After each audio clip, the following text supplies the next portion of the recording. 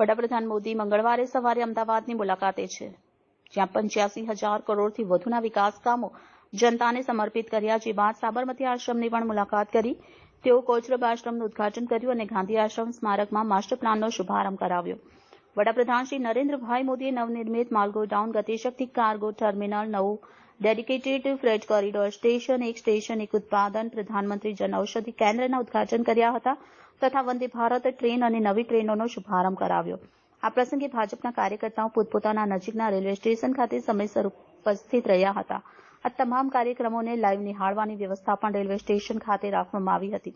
Gatishakti cargo terminal અંતર્ગત cargo terminal બનવાની ગતિ તેજ થઈ છે.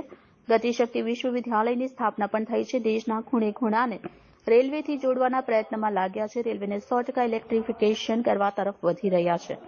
વંદે ભારત એક્સપ્રેસનો વિસ્તાર 250થી વધુ જિલ્લા સુધી પહોંચી ગયો છે.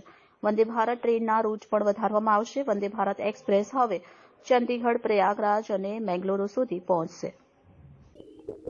ભારતીય રેલવેનું આધુનિકરણ આજે 85,000 કરોડથી વધારે રેલ પ્રોજેક્ટોનું શ્રી નરેન્દ્રભાઈ મોદીજી માનનીય પ્રધાનમંત્રીના દ્વારા શિલાન્યાસ અને રાષ્ટ્રને અર્પણ કરવામાં આવ્યો. સમગ્ર ભારતમાં તમે જોઈ રહ્યા છો, દરેક સ્ટેશન હમણાં થોડા દિવસ પહેલા લગભગ 550 સ્ટેશનોનો શિલાન્યાસ અને ખાતમુહૂર્ત કરવામાં આવ્યું હતું. એ જ પ્રમાણે આજે આપણે ઉધના સ્ટેશન પર ગુડ શેડનું ઓપનિંગ અહીંયા કરવામાં આવ્યું છે. આવા તો કેટલાક સ્ટેશનો પર આજે શિલાન્યાસ અને ખાતમુહૂર્ત કરવામાં આવ્યું. મોદી સાહેબે વાત કરી, પહેલાંના બજેટ ખાલી કાગળ પર રહેતા હતા, પણ આજે બજેટમાં નહીં પણ એ સિવાયના કામો આજે આખા ભારતમાં થઈ રહ્યા છે.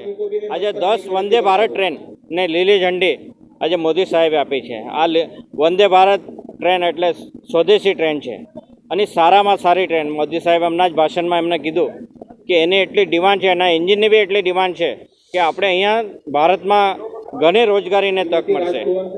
હું એવા પ્રધાનમંત્રીનો આ તકે ખૂબ ખૂબ આભાર વ્યક્ત કરું છું કે એમને આ રેલવેની કાયાકલ્પ કરી છે.